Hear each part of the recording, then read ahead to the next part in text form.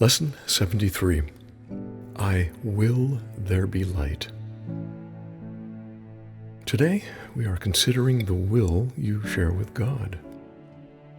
This is not the same as the ego's idle wishes, out of which darkness and nothingness arise. The will you share with God has all the power of creation in it. The ego's idle wishes are unshared and therefore have no power at all. Its wishes are not idle in the sense that they can make a world of illusions in which your belief can be very strong, and they are idle indeed in terms of creation. They make nothing that is real. Idle wishes and grievances are partners or co-makers in picturing the world you see. The wishes of the ego gave rise to it, and the ego's need for grievances, which are necessary to maintain it, peoples it with figures which seem to attack you and call for righteous judgment. Figures become the middlemen the ego employs to traffic in grievances. They stand between your awareness and your brother's reality. Beholding them, you do not know your brothers or yourself. Your will is lost to you in this strange bartering in which guilt is traded back and forth and grievances increase with each exchange.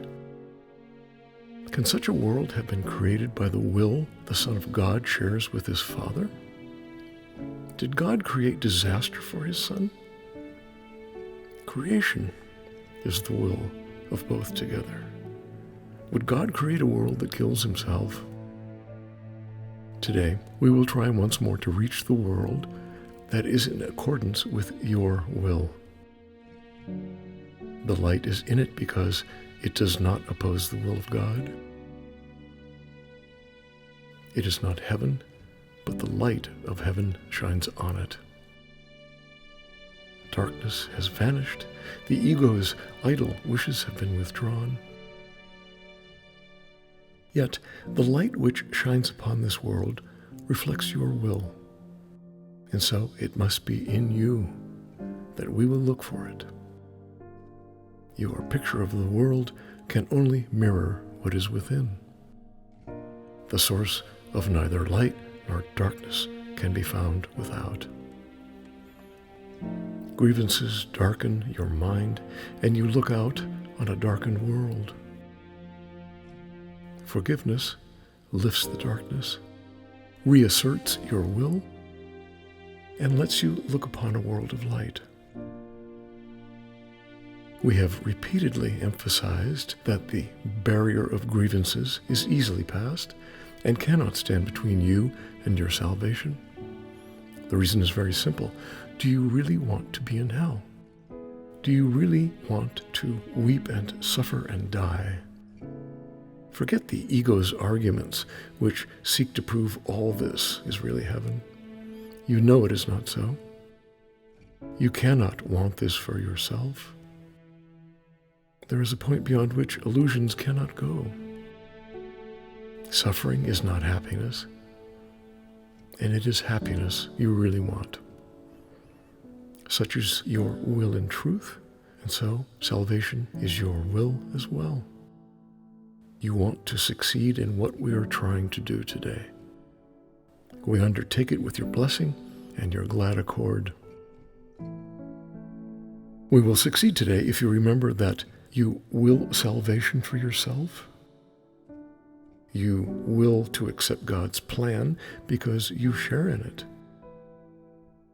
You have no will that can really oppose it, and you do not want to do so. Salvation is for you.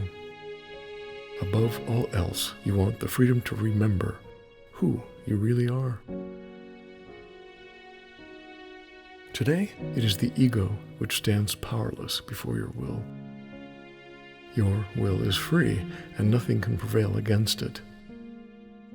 Therefore, we undertake the exercises for today in happy confidence, certain that we will find what it is your will to find, and remember what it is your will to remember.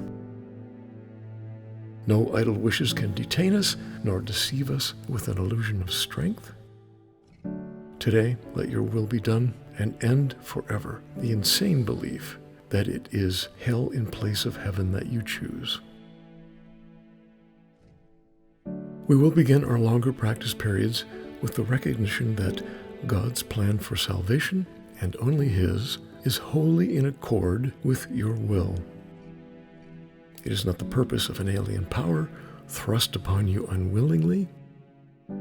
It is the one purpose here on which you and your Father are in perfect accord. You will succeed today, the time appointed for the release of the Son of God from hell and from all idle wishes. His will is now restored to his awareness. He is willing this very day to look upon the light in him and be saved.